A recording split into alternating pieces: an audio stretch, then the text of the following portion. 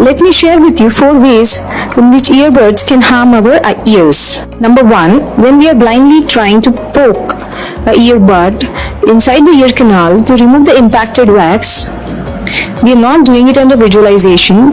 We don't have the dexterity to maneuver the thing in a way. So what will inadvertently happen is we may accidentally end up pushing the wax even deeper. The second thing that can happen is we may not be able to judge how deep are we going, and our delicate looking earbud can actually hurt the delicate eardrum inside the ear.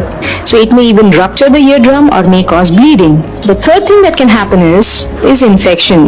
The delicate skin of the external auditory canal gets traumatized by repeated handling with the earbud. In our terms, we call it otitis externa. And last but not the least, in our over-enthusiastic attempts of removing the wax while using the earbud,